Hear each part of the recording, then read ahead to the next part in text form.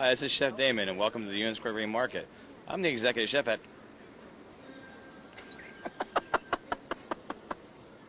We're down here at the market to pick up a lot of good things for the restaurant.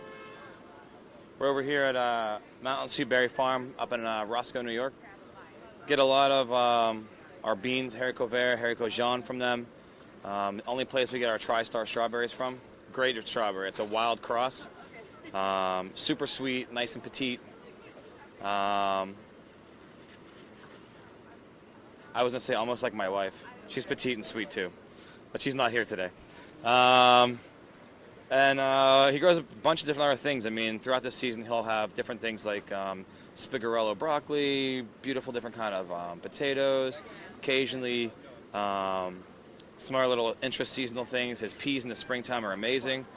So it's just one of the fun things. I kind of like to get us out of the kitchen and come down here. And yes, chefs actually do shop at the market.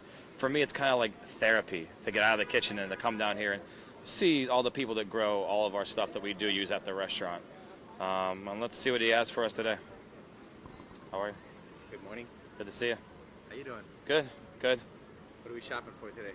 I need berries and beans, and I don't know if you got the lamb's quarter or not. Yes, we Yeah? quarter for you. I love lamb's quarter. I like the little petite guys. Like the 18 karat gold nugget? Yeah. And spigarello broccoli. Yep. $6.35.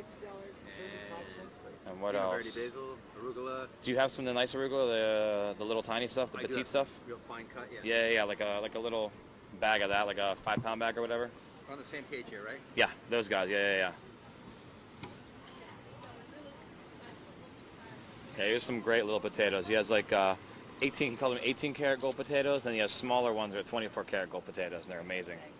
What was it? Back in the springtime, when David had some of the nettles down here, somebody kept coming by and we're digging around in the nettles, and it was like, what's that guy doing? I'm like, I told him that they're stinging nettles, but he wouldn't believe me. And then like I was here the next week when the guy came by, yeah, man, my hand like all swelled up and everything. I'm like, because you put your hand in stinging nettles. Yeah. So you saw all the beautiful strawberries and everything. I mean, we use those for everything at the restaurant, for the pastries and stuff, and even like in the earlier part of the season, get them when they're unripe and green and pickle them. They're so good. Nice, beautiful little tiny white strawberry that you can pickle and take on all the good flavor. Ah, so tasty. What is this called? Lamb's quarter. It's a damn weed, but it tastes so good. It's also called wild spinach. You have my spinach and beans? Lamb's quarter, yeah. I know you have to. Oh, yes. 2 times in a row. We forgot to pack the tomatoes this morning. They're literally not on the truck. But there was only a half a case of canned tomato, if that makes you feel better. All right. Yeah. I like you being filmed. You're a lot nicer. Oh.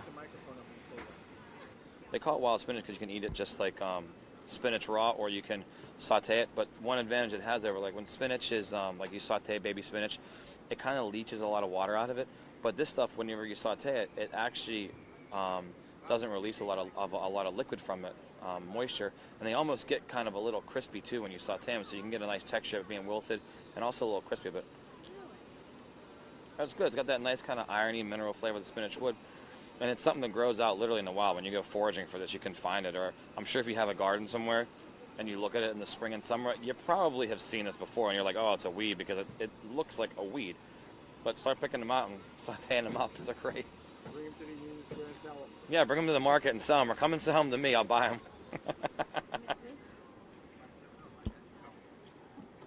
It's the same flavor, kind of like spinach. Who is this with you there, Dan? Oh, this is my lovely mother. She decided to join us here today at the market.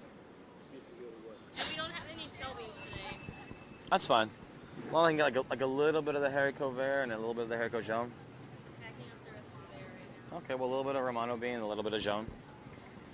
I'm easy. I just need a little bit of something, you know. I'm not like super picky. It just says local beans on the menu. Oh, really? Yeah. No, we pack up a whole cab, and you know, it's like you got to trick the cabbies into thinking, oh, he's just picking up, and then he stops and like, yeah, can you open the trunk for me? Pops the trunk open, like, oh man, what did I get myself into? But some of the cabbies are pretty cool about it, and some of them actually ask like, oh, well, is it good food there? Because they've never probably stopped here and ate anything or got anything. I'm like, and sometimes I'll give them like a strawberry, I'll give them a tomato, and like, oh, it's really good. Can I find that at a grocery market? I'm like, no, you can only get it at the market. And I actually one time like paid for a cab ride and like a pint of tomatoes and a pint of strawberries because I completely forgot my credit card. I didn't have enough cash on me, so I gave him a pint of strawberries, a pint of tomatoes, and he took it. He's like, "Oh, that's fine, it's good." All right, now we're here at Eckerton Hill Farm with the man, the myth, the legend, Mr. Tim Stark. Guy that has the best tomatoes and chilies in the green market. And one of the reasons why they're the best is because they're from Pennsylvania. All good things come from Pennsylvania. I'm from Pennsylvania too, by the way, if you don't know. I don't really know what our secret is. People are always asking what the secret is, and I always say because we grow them in Pennsylvania, that's why.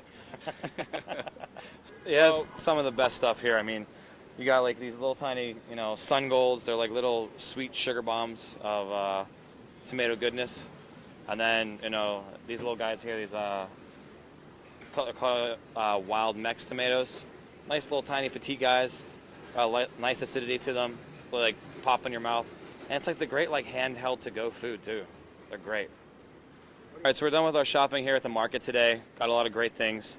Gonna go back to the restaurant today, make them up, serve them up, and have fun at the restaurant. And we're signing off from the market now, and who knows, maybe we'll see you again soon, maybe from Maine.